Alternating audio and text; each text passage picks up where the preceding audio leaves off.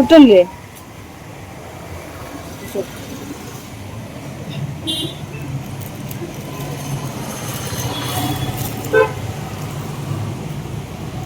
ഫ്രണ്ട്സേ തന്നെയാണേ.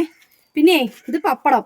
നമ്മുടെ അർഹതപ്പെട്ട ആളുകളിലേക്ക് നിങ്ങൾ ഇന്നലെ എന്നെ സഹായിച്ചതിന് ഒരുപാട് നന്ദി അറിയിക്കുകയാണ്. കാരണം ശരിക്കും പറഞ്ഞാലേ വൈകുന്നേരം ഒരു 4 പേരുടെ ഫുഡിൻ്റെ ഓർഡർ മാത്രമേ കിട്ടിയിട്ടുണ്ടായിരുന്നുള്ളൂ. ഇത്ര ആളുകൾക്ക് സത്യം പറഞ്ഞാൽ ടെൻഷൻ തന്നെയായിരുന്നു. പക്ഷെ നിങ്ങളെല്ലാവരും എന്നെ ഹെൽപ്പ് ചെയ്തു. പിന്നെ കുറേ ആളുകൾ പറയുന്നുണ്ടായിരുന്നു പറ്റുന്നത് ചെയ്താൽ മതി അങ്ങനെയെന്ന്. പക്ഷേ ഈ വരുന്ന ആളുകളോട് ഇത് വയസ്സായ ഒരു അച്ഛനും അമ്മയാണ്. അതായത് വീട്ടിൽ പിന്നെ ഭർത്താവിനെ ഭാര്യ നോക്കാത്തവർ, മക്കൾ നോക്കാത്തവർ, മരുമക്കൾ നോക്കാത്തവർ, അങ്ങനെയൊക്കെ ആളുകളാണ് അവിടെ വന്ന് നിൽക്കുന്നത്. അപ്പോൾ കൂടുതൽ ഇടപഴകുമ്പോഴാണ് നമുക്ക് അവരെന്താണ് ഏതാണെന്നൊക്കെ നമുക്ക് അറിയാൻ പറ്റുള്ളൂ. ഇപ്പോൾ ഇന്നലെ തന്നെ എൻ്റെ ഭക്ഷണം കാത്തിട്ട് ഒരു ലോട്ടറി കച്ചവടം ചെയ്യുന്ന ഒരു അച്ഛൻ എൻ്റെ മകൻ്റെ ഭക്ഷണം കാത്തിട്ട് നിൽക്കുകയാണ് ഞാൻ എന്ന് പറയുമ്പോൾ എനിക്കതൊരു പിന്നെ വേദന, എനിക്ക് കൊടുക്കാൻ കഴിഞ്ഞില്ലെങ്കിലോ എന്നുള്ളൊരു സങ്കടം. അപ്പോൾ അതൊക്കെ നിങ്ങൾ കാരണം കൊണ്ടാണ് എനിക്ക് ഈ ഫുഡ് കൊടുക്കാൻ പറ്റുന്നതും ഒപ്പം തന്നെ എൻ്റെ ജീവിതത്തിലെ പിന്നെ എൻ്റെ പ്രശ്നങ്ങളും പ്രാരാബ്ദങ്ങളും കടങ്ങളൊക്കെ എനിക്ക് തീരുന്നതും നിങ്ങളിങ്ങനെ ഓർഡർ തരുന്നത് കൊണ്ട് തന്നെയാണ്. ഒരുപാട് നന്ദി അറിയിക്കുകയാണ്.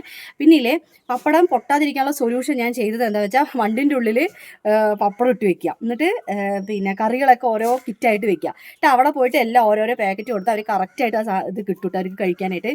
അപ്പോൾ ഞാനിങ്ങനെ ആലോചിച്ച് എന്താ ചെയ്യാമെന്ന് പറഞ്ഞിട്ട് പിന്നെ അതിൻ്റെ ഇടയിൽ ഒരാൾ പറഞ്ഞു കഞ്ഞിയും കപ്പിയും കൊടുക്കാൻ വേണ്ടിയിട്ട്. എങ്ങനെയാണ് കഞ്ഞിയും കപ്പിയും ഇത്രയും ആളുകൾക്ക് ഞാൻ കൊണ്ട് കൊടുക്കുക?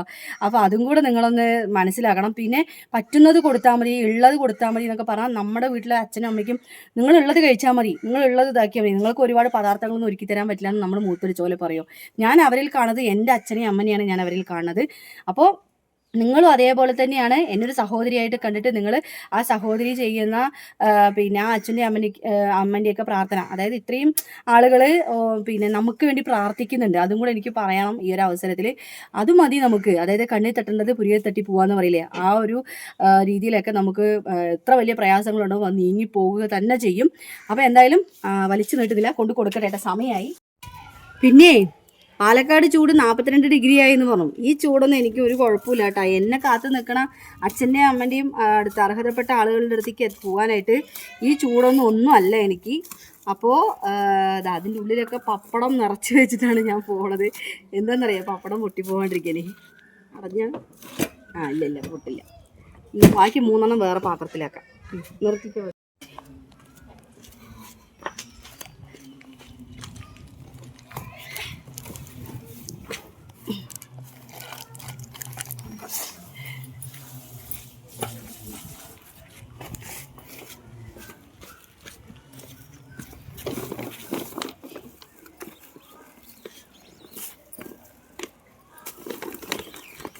പൊട്ടൊന്നുമില്ല.